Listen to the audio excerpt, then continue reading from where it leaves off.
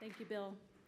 If you have ever been in Texas driving on Highway 90 through Valentine on your way to Marfa, then you will have seen Elmgreen Dragset's Prada Marfa inaugurated in 2005. The artists refer to the permanent public artwork as a pop architectural land art project, but now I think it might be a design fiction. It's a full-scale replica of a Prada boutique in the middle of the Texan desert. In fact, just outside of this theater, you can see the Prada Marfa large-scale photograph, which is in the Nevada Museum of Art's permanent collection. Prada Marfa was realized thanks to the support and efforts of our friends Yvonne Forrest-Villarreal and Doreen Remen of Art Production Fund in New York. In 2009, Elmgreen Dragset represented Denmark and Norway at the Venice Biennale, with a comprehensive exhibition that took place in both the Danish and Nordic pavilions. And in August 2013, the artists received great acclaim for their ambitious exhibition Tomorrow at the Victoria and Albert Museum in London, for which they transformed parts of the museum into the apartment of a fictional architect.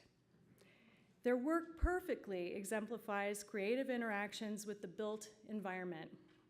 The Nevada Museum of Art was lucky enough to bring a group to Elmgreen Dragset's Berlin studio, a former water pumping station, in 2013. And when I saw the numerous taxidermy scattered around the living areas, it was love at first sight. So help me welcome Ingar Dragset. Thank you.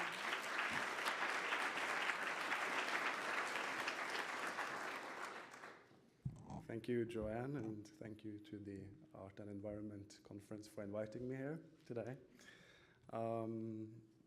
I am going to be talking for both Mikael and me today, which is quite difficult for me since I'm from northern Norway, and we're known to be a little bit slower up there. You know, we got long winters, and we got the fjords and the mountains, and we're very much by ourselves. So I'll try to do my best, but if I go sort of black sometimes or ramble a little bit, please bear with me. I'm used to having Mikael next to me, you know. Anyway, I'm going to be talking a bit about both projects in the public realm and also projects that we've done in various institutions, meaning I'm going to move between interiors and exteriors. But I feel that Mikael and I have a quite similar approach, both to inside space and outside space. Thank you. I hunched over the microphone.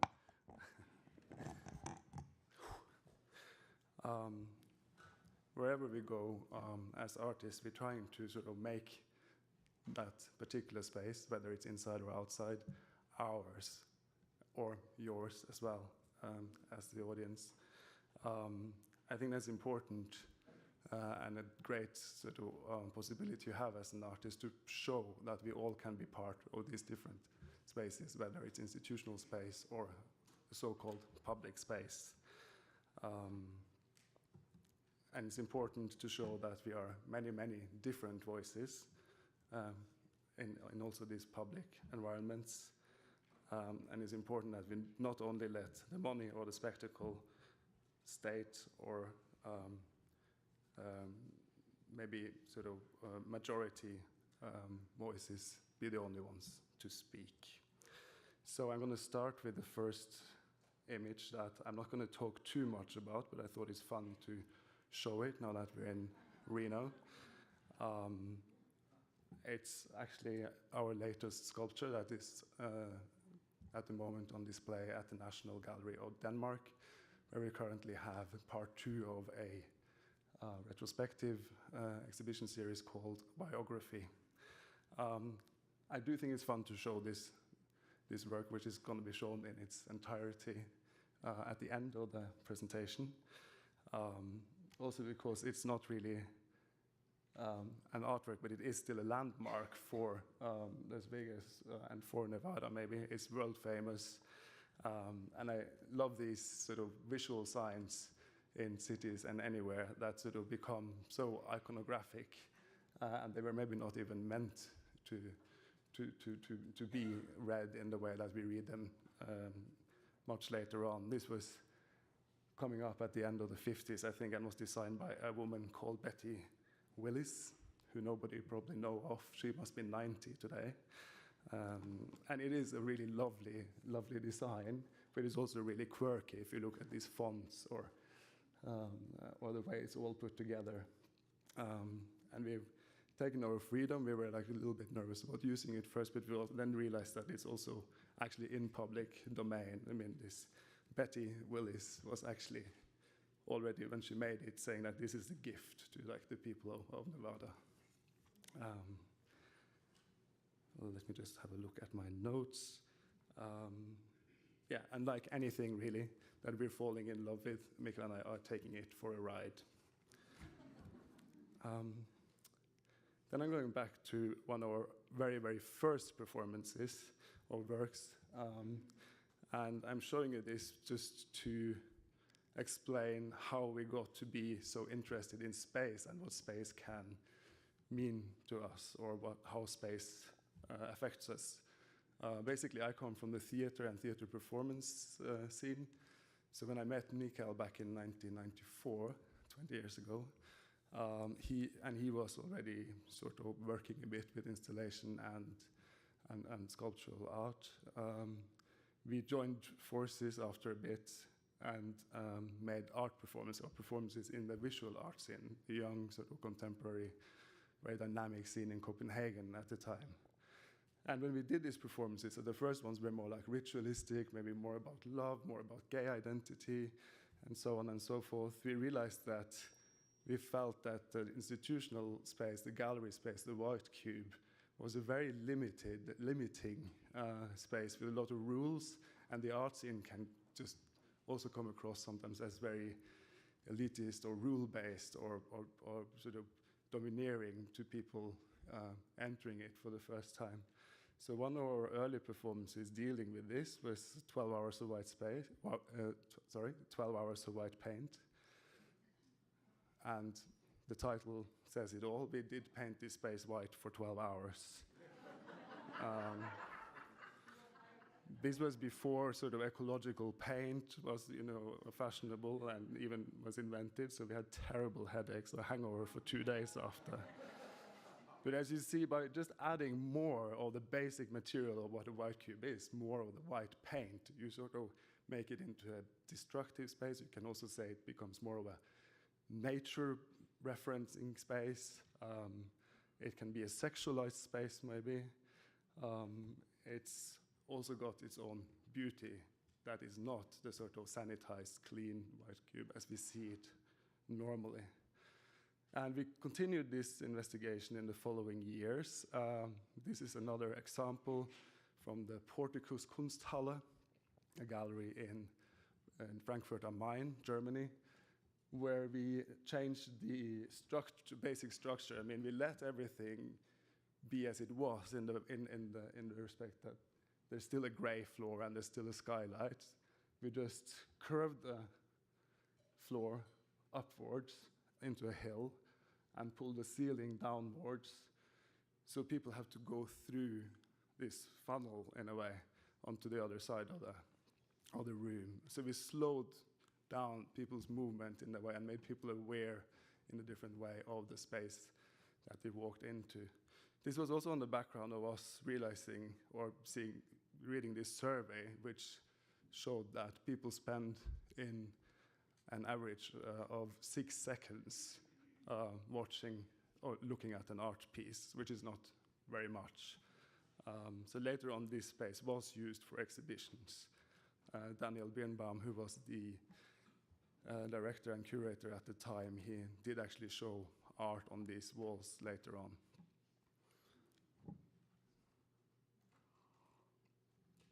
And also, actually, Rikrit Tirvenia, cheeky as he is, he came and built a straight floor on this in the next exhibition following our and made it into one of his social platforms. But which we loved, of course. I mean, we love that through art pieces can develop and get a second or third or whatever life. This piece also got a different life than we intended. Maybe it's Dug Down Gallery, that's the title. is from Iceland, Reykjavik, in front of the Reykjavik Art Museum. We sort of copied this gallery that was part of inviting us up there. They're not very big, the galleries on Iceland. I mean, it is a very, very small country as well, with about 250,000 inhabitants. But of course, this was again an experiment in seeing what happens if you dig a gallery down and you totally shift the perspective of the viewer. You're standing on top of it and you're in power in a way. You're not letting the space sort of influence you, or you are also influencing the space as you stand and look down on it as a sort of grave, maybe. The unexpected event in this installation was that it was sort of becoming a social space for the kids, the teenagers in Reykjavik, because everywhere closes very early and it's a very restrictive sort of club life up there. Let me see. Oops. So this was all happening also at a time where there was a lot of talk about how to reach out to different audiences, to new audiences, and sort of break down this barrier between the general public and art goers. And one day, as we were working outside in the yard that you see through the windows here of the Milan gallery that represents us, Galleria Massimo de Carlo, we were sort of hammering and putting these crates together, and there's this woman shouting down at us from the first floor and saying, "Are you crazy? We're working people here. I mean, we can't work on a Sunday." And we were suddenly aware that this gallery was, placed in a part of the city where people live. I mean, we are a little bit sort of ignorant sometimes as artists and in the art world. And we thought, God, we have to do something with this situation, maybe. And she's amazing, this woman. I mean, she was kind as well. She was laughing, but she was also explaining to us that it was her only day off and she needed peace and quiet and so on. And then we came up with this idea of putting this ladder in the gallery. And luckily, after Yoko Ono and all the art and experiments in the 70s, people nowadays know that when they enter a gallery and there's a ladder there, you climb it. Here's an example of a woman climbing it. And then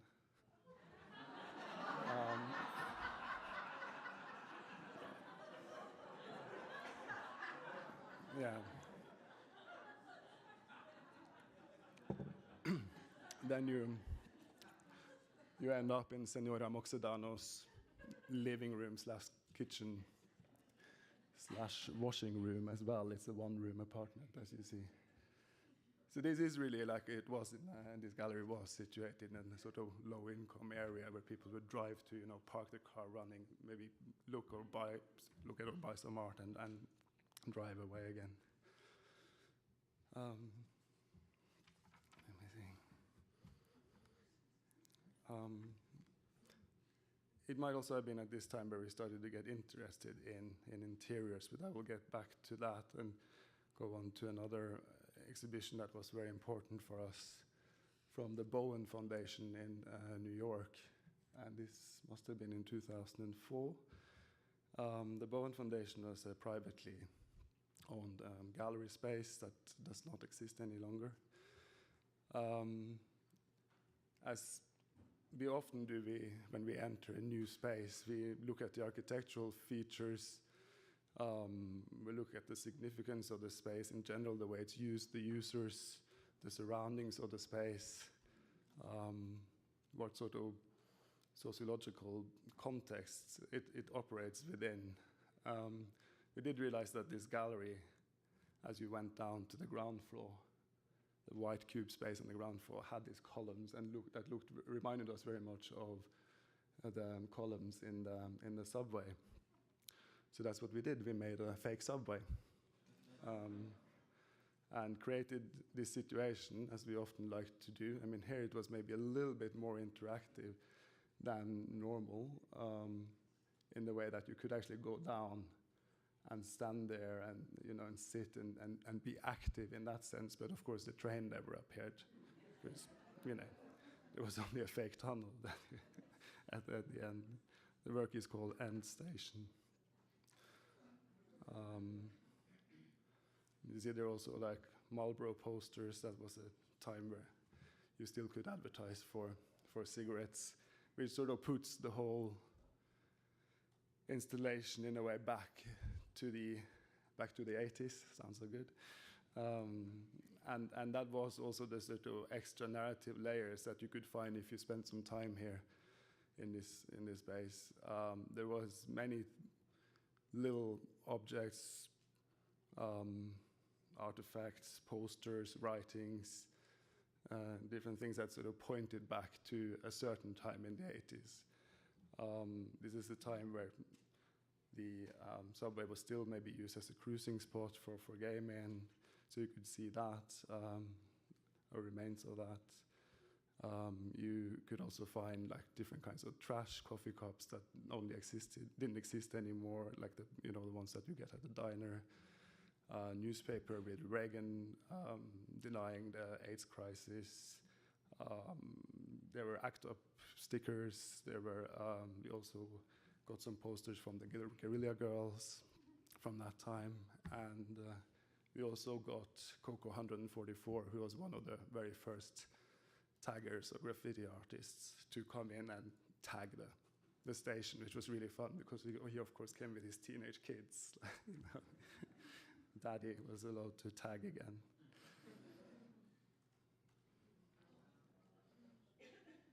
So just some different views of that, and that's, oh my God, there's loads of images of that.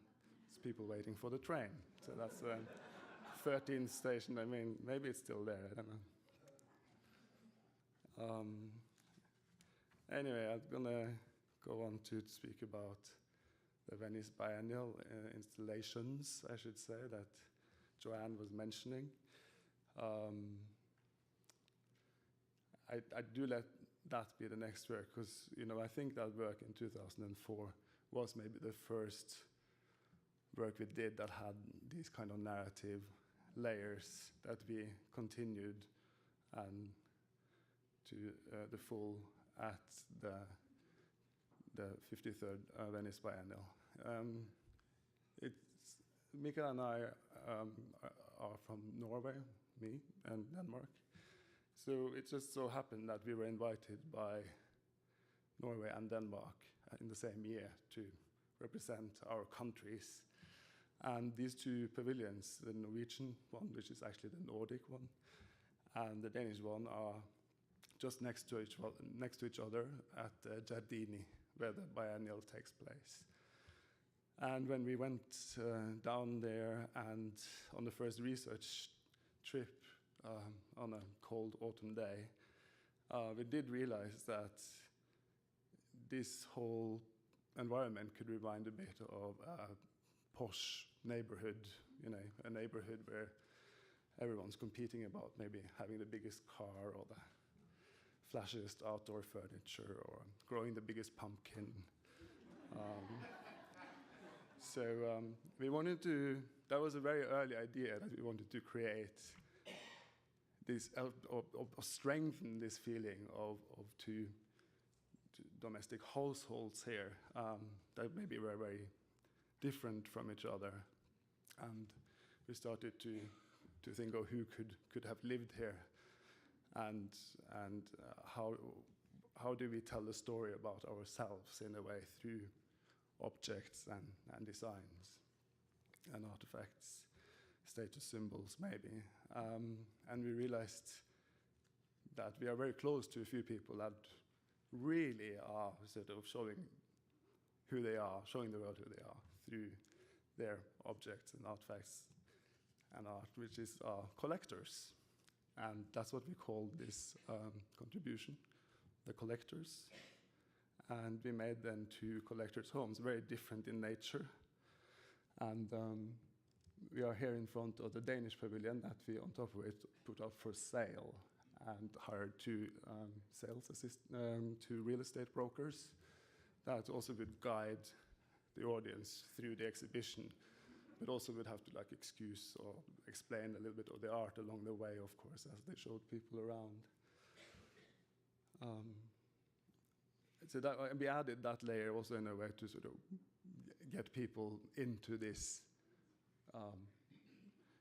this kind of theatrical play in a way that you have to accept a role, you have to accept to be sort of part of this experience and maybe also a co-author as an audience when you enter into our installations.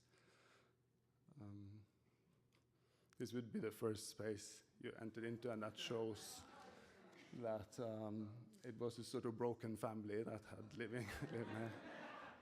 We are very inspired by the Swedish filmmaker Ingmar Bergman, and also Lars von Trier, and films like Festen, for instance, as well.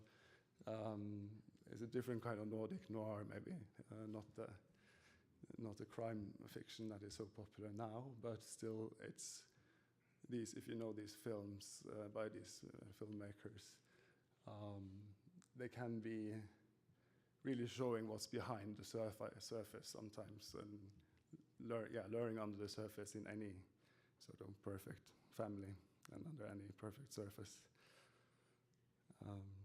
So often what you see in this exhibition is not really what it seems to be on the first look.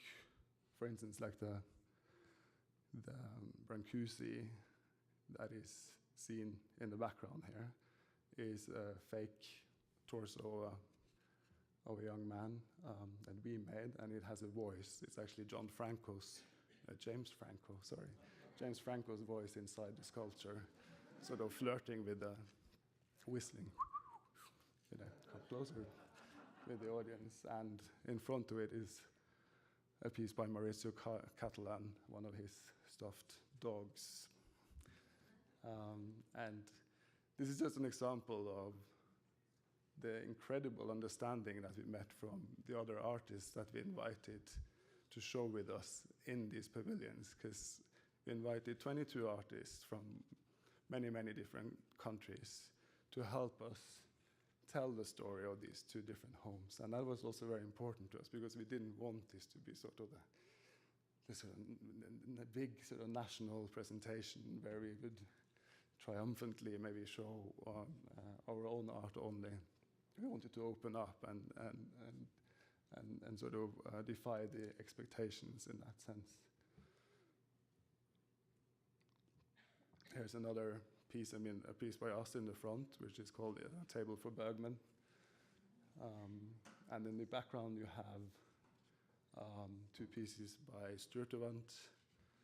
One of them is called Stella, Arbeit macht frei. We didn't only include art, but we also included, again, Massimo De Carlo's quite terrible porcelain collection. He loves this Weimar porcelain plates. We also commissioned artists to do site-specific works. This was the Swedish artist Clara Ledin, who we invited to do the teenage room, and she created this teenage room that's basically this torched off bedroom, and there's a hatch there you see where you can escape out from. She also put it. This is one of the darker parts of the work. It was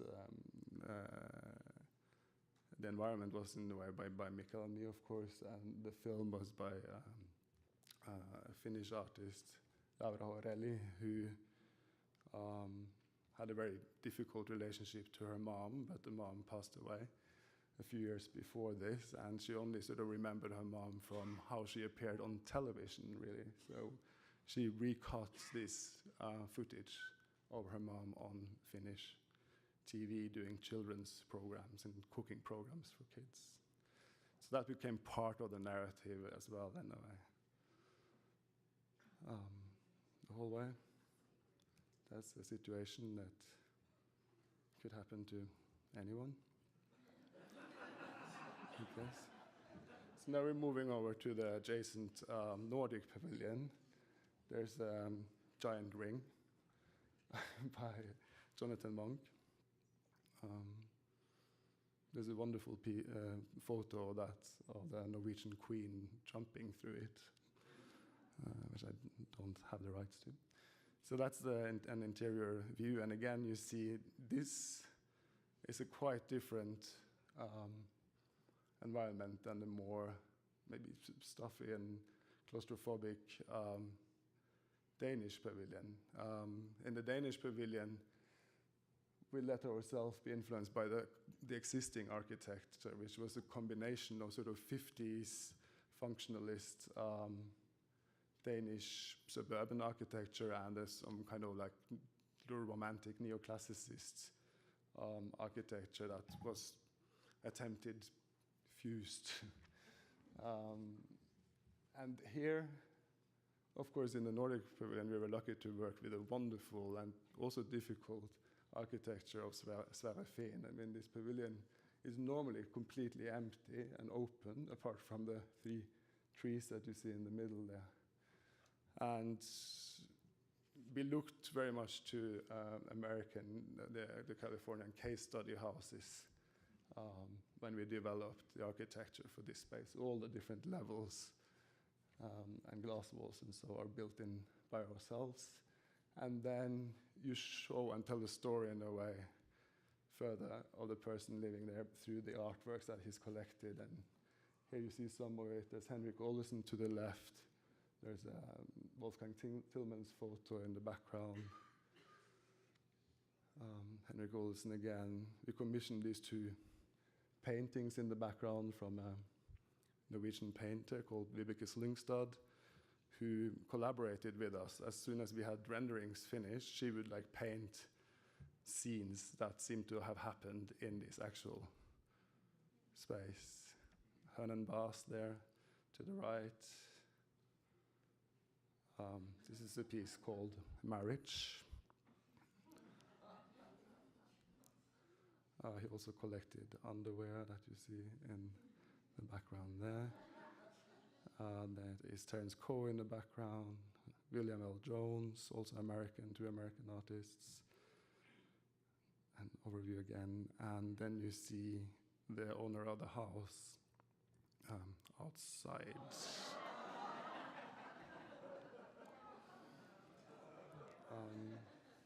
But really, I mean, part of the reason for dealing with this subject of collecting or telling stories, of creating an identity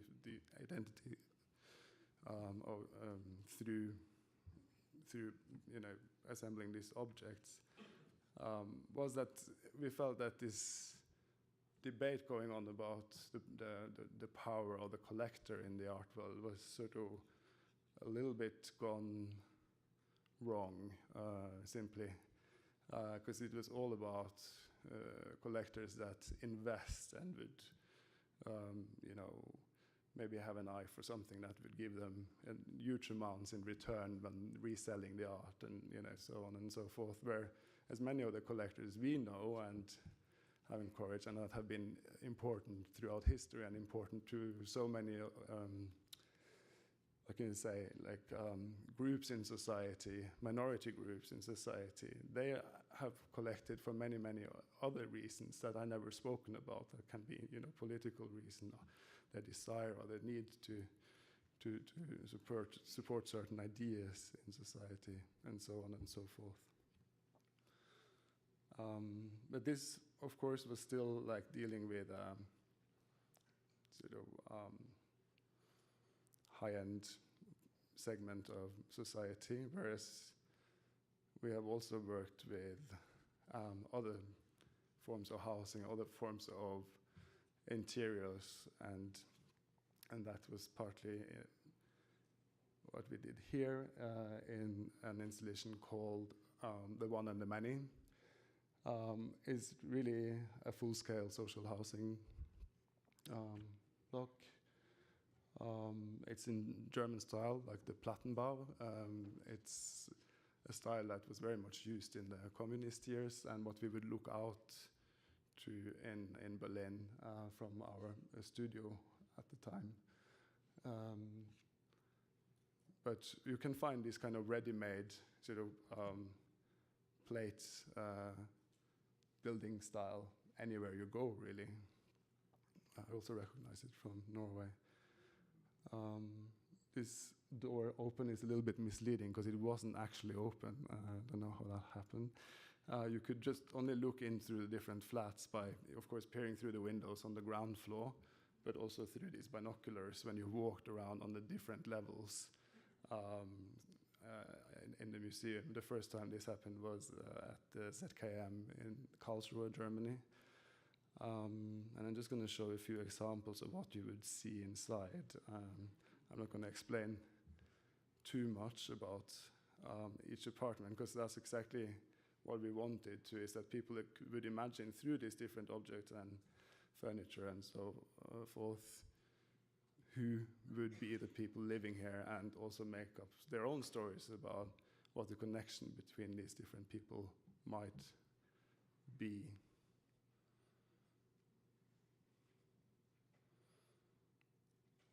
Maybe I'll stop a little bit by this particular one, because you could also follow, if you were looking through the window, you could follow what was happening on the screen. That is the only sort of figure you would see in this whole installation, the young man on the mattress. You could follow what's happening on the screen, and he was logged into like a gay chat website. And we had made a profile for him, sort of based on the most popular features in this online fora.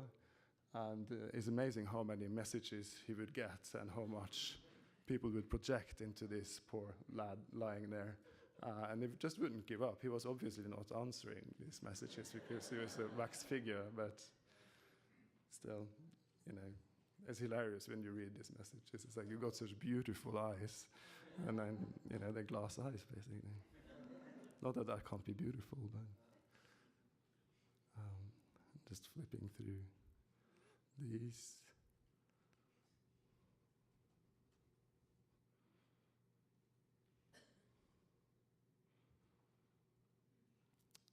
So obviously, the first time, as I showed, it was in the museum context. The next time we showed this building, it can be taken apart and put up again.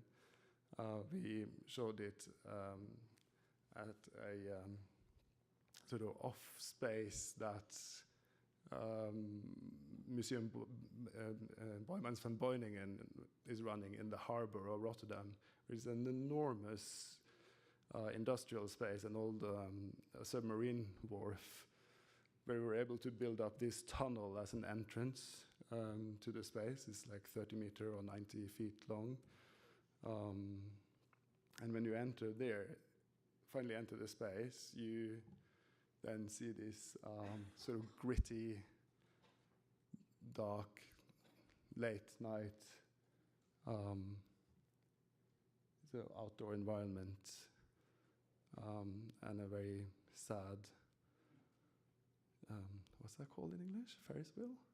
Ferris wheel, yeah. With these two, this is actually father and son operating the Ferris wheel.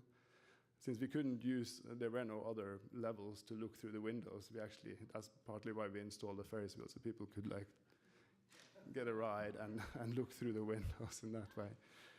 Another development this time was that we used live actors. We collaborated with the local theater and their youth actor group, and they were amazing because they started following people already on the boat over to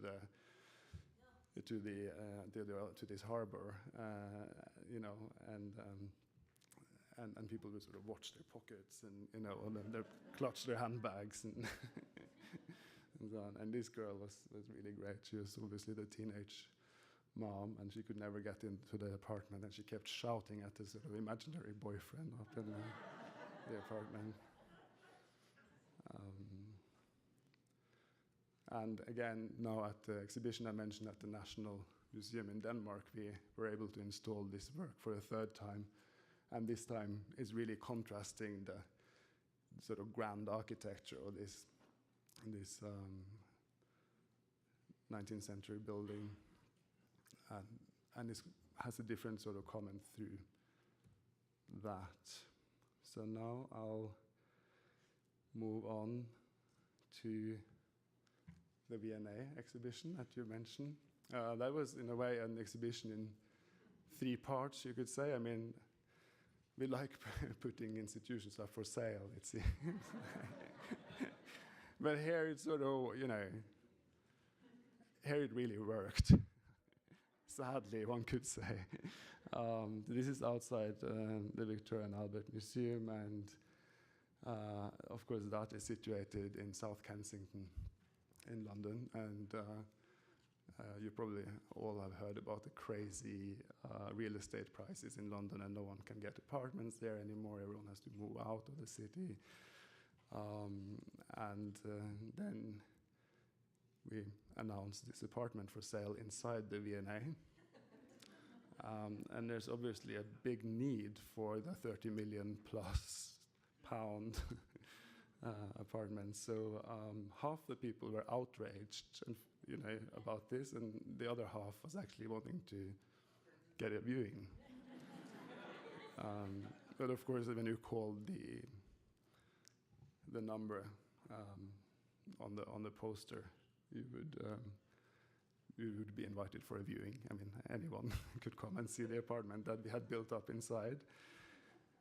And that was an apartment that belonged to Norman Swan, a failed architect. This story replicates so many stories in England, Great Britain, or maybe Europe in general, where you have this sort of maybe heavy inheritance and responsibility for the past, maybe. And Norman, poor guy, he was a man of big visions, very utopian in his architecture, but he was never able to realize anything. Maybe he was too stuck in the past somehow.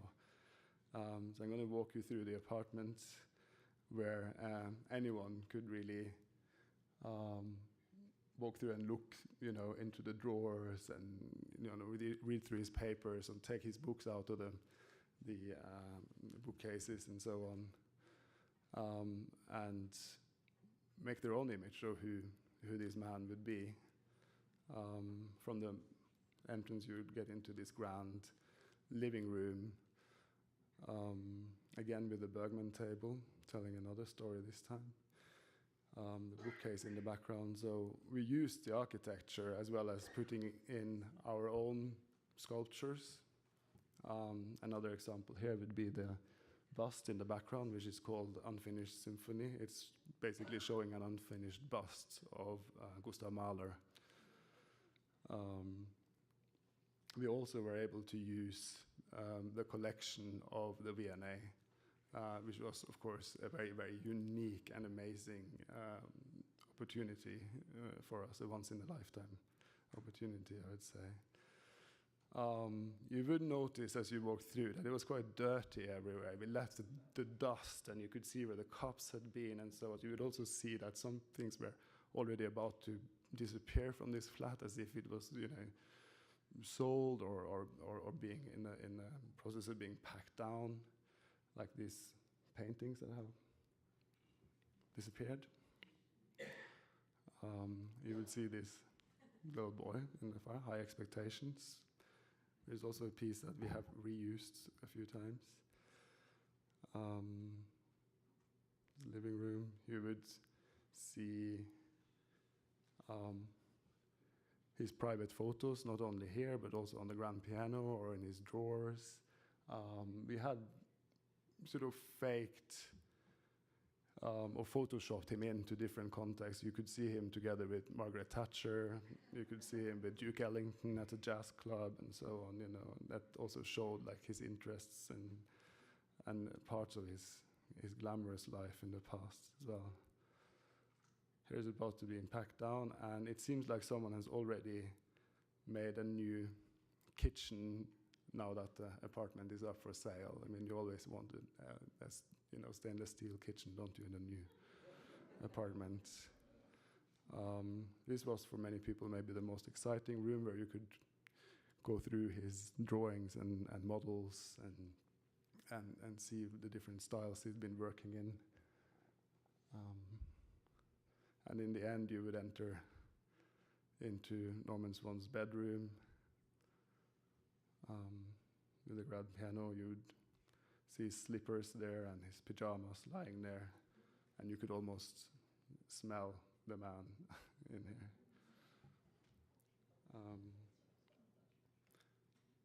Also, the vulture, as you might have noticed, is there. It's become a staple for us. He's following us everywhere, and I think Joanne was one of the vultures you fell in love with, wasn't it, in Berlin when you visited. We call the vulture the critic, and we always bring him with us, or her. So we're going to move on to Prada Marfa. So we're moving outside again, and we're coming back to the US.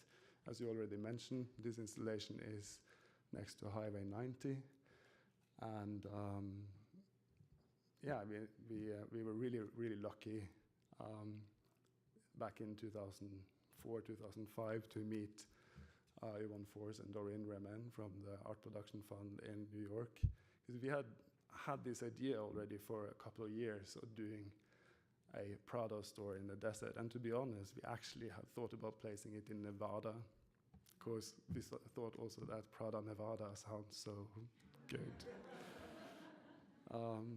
But then it so turned out that we met Doreen and Yvonne, who had very strong connections to Marfa, and we went on a site visit there. And of course, the idea of Prada and doing this boutique in the desert was getting even stronger, and got also other layers added to it in the process of researching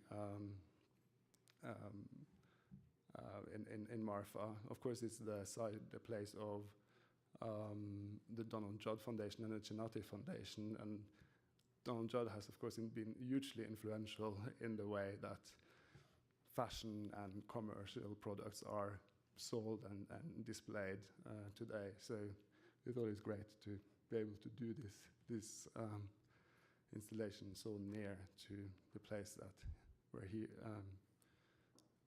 you're getting restless in front, I can see. Before I come hover at his elbow. Do you want some time for question and answer? Yes, yeah. It's 40 minutes now, isn't it? Oh. Okay, because we're about almost 10 minutes. I'll just end then with a piece from an image from the opening, which shows the locals. We'll go straight on to questions then. Shall we?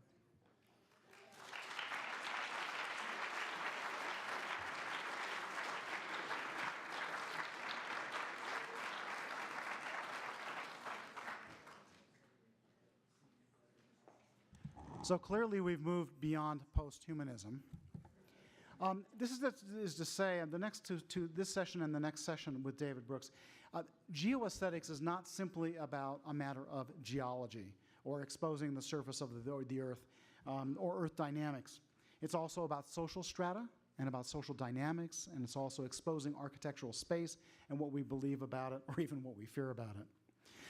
I've asked Kenneth Baker to come up. Kenneth is the resident art critic for the San Francisco Chronicle. I will say more about Kenneth in a few minutes when he is going to introduce Ugo Rondinoni after the break. But Kenneth, please carry on. Yes, thank you, Bill. Is this on? I think it is, yes. I'm going to throw the floor open to questions in a minute, but I want to get the process rolling with a couple of my own, asserting the moderator's prerogative. You mentioned slowness at the beginning, and I noticed that in what you showed, there were many devices, many strategies for slowing reception on the part of the viewer. So I'm wondering if this is just a temperamental thing with you guys, or is it a response to something such as the acceleration of life that we all think we feel, and perhaps we really do? Is this a response to the times, or is it just the way you work? If you're slow in the process, you mean? Well, I think the slowness maybe shows in the way that you're not sort of participating physically and being entertained in a specific way. I guess you have to think and think. To be thinking is slow in itself. It's not an experience. It's not an immediate reaction. It's a process simply, and you have to be with us in this process. I think, for instance, when you go through the apartment building, it takes time, and we have also been dealing a little bit with how to extend the experience of an exhibition, like in the Victor and Albert show. You would also get, that was the third part that I forgot to mention, was you get a script actually upon entering the space. And this is a sort of unfinished film script that Mikael and I wrote about Norman Swan's potentially last night and two other characters visiting him on that night. And you can take this script with you into the exhibition and try to follow the clues and find the spaces where these different events happening in the script are taking place. You can sort of fulfill the scenes or play out the scenes maybe even if you want to. But what you also can do is to take this script with you home and try to remember the exhibition, or have a completely different experience maybe than what you have during actually watching it. It'll really slow you down. And secondly, the humor involved in this work. Now, I find that humor in contemporary art is very difficult, that we all see, I think, too much punchline art that kind of expires in the very perception of it. But yours has staying power. I mean, even now, having seen Prada Marfa, I don't know, 5 or 6 years ago, en route to Marfa for my second visit. It wasn't there the first time. It's been a mental landmark for me ever since. Partly because of its humor, and its humor is enduring, even though it would seem to expire in the very recognition of the joke. It really doesn't.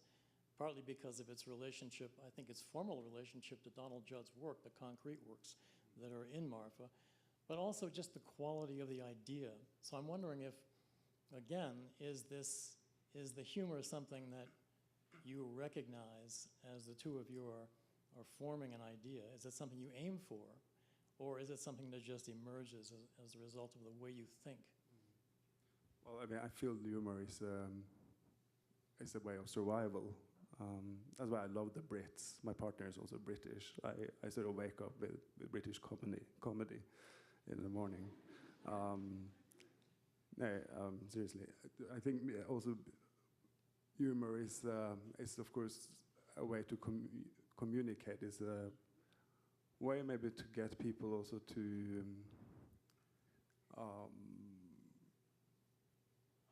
enter into a dialogue about something difficult, I think. One example would maybe be the piece that we did on Trafalgar Square 2 years ago, 2012, which is a boy on a rocking horse. And he's sitting there on this plinth, amongst other plinth, with equestrian sculpture on them, like King George or other warlords, and sculptures that celebrates a very violent past. And I think that's an example of an idea that could maybe just be funny, but I feel that maybe the way that we worked with it and analyzed the square, the use of the square, the diversity of the visitors to the square, the history of it, the history of the materials used in the sculptures in general, and the scale, and all these different elements that you have to sort of be aware of when you can sculpture. That makes it to something that is much more than just a funny idea, and people accept that this is an anti-war monument in many ways, but it's also one that maybe makes you think more than just a poster or slogan. Thank you. And now, your questions. I assume we have a microphone that's traveling, do we? Yeah, exactly. So you must use the microphone when you ask your question, or people in the other rooms won't be able to hear you.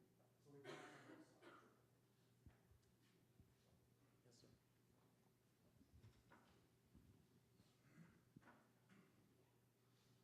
Yes, I want to address the humor a little bit.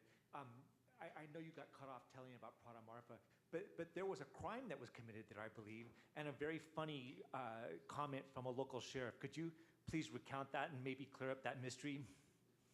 Well, it's been shot at many times, you know. There were several bullet holes in the window, and of course these stilettos are great aims, I guess. You know, like,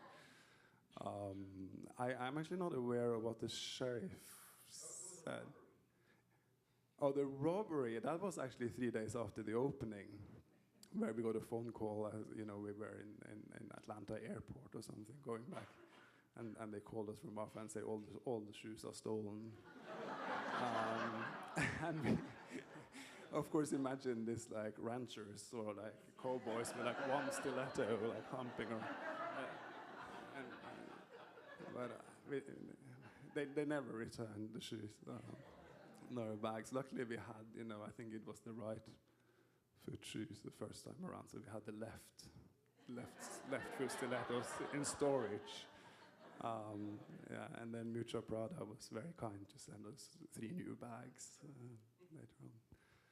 Yeah, no, but there's it has had a very sort of turbulent life, Prada Marfa. I mean, there's been like, you know, other artists recently trying to use it as their own canvas and actually destroying it. Also, it was this episode with Playboy. The Playboy Corporation commissioning another art piece, sort of not so far away from Prada Marfa, which contained also their own logo, and it was the artist Richard Phillips, who's an excellent artist. But this time he made this piece that was a combination of the Playboy logo and a car and a concrete structure and so on and so forth, and this was deemed illegal. As you know, as advertisement, basically, which put us into trouble like almost 10 years later. But recently, just a month ago, the installation has obtained museum status with only 1 exhibit.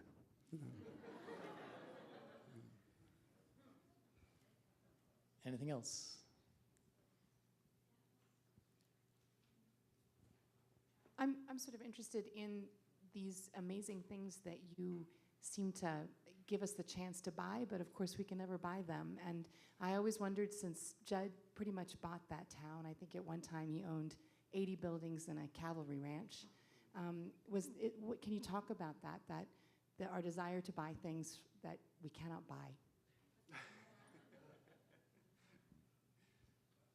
I don't know if I'm the right one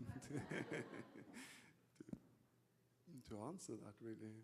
Of course, we are playing with people's expectations. That's true. I don't know if that exactly plays a role, whether you can buy it or not. Well, I can have an answer to that. I know you didn't ask me, but that's how critics are. You know, I know you didn't ask this, but let me tell you. I think the frustration of desire and consumptive desire is a useful function of museum art, first of all, and also of unobtainable installation work, because it serves a purpose more broadly shared by works of art of disclosing to us through our own impulses what's really going on under the surface. I mean, unacknowledged cravings, if you will, and competitiveness that we might be able to fool ourselves about were it not for revealing and desire-provoking things such as Prada Marfa. I'm sure there are many collectors who would love to have appropriated it at any price, but it's not available. And that lack of availability, I think, is not just irrelevant or incidental. I think it's central to their practice and to our experience. I mean, slowing down is related to that as well, you know, because that sense of acquisition as a kind of immediate gratification is also frustrated in this. So there's a sense of having your time slowed down or turned to molasses in the frustration of not being able to get at this thing that you really want, whatever it might be. Maybe it's Prada shoes and you just can't afford them. But or maybe it's Prada Marfa and you can't afford that either, and it's not available. So I think, you know, our life as consumers is full of this kind of push and pull, much of it unacknowledged by us. So my thought, my footnote. When you assemble these objects to make these spaces and then they get disassembled or they're not installed, are all of those little objects or many objects, are they curated in some way? Do they become part of your art assemblage that is what you have created? What happens to those objects? It varies. I mean, some of them are being used in other contexts later on. Some of them have to go back to their rightful owners or the artists or, you know, the museum. I like V&A, for instance, in that particular example. Some of them we keep in storage because we have a feeling that they can come in handy another time if we get maybe a similar commission. Others are maybe more there to fill out and create a certain atmosphere, and other things are literally just scrapped after because you can't really store it now. Yeah, so it's really like, I mean, it is a bit like theater in that sense that it only exists in that context, and you have had to maybe seen Venice or the V&A exhibition to fully appreciate it, I guess. But that's okay for me. I mean, I can live with that. Bill? Sir. Thank you so much. Thank you all.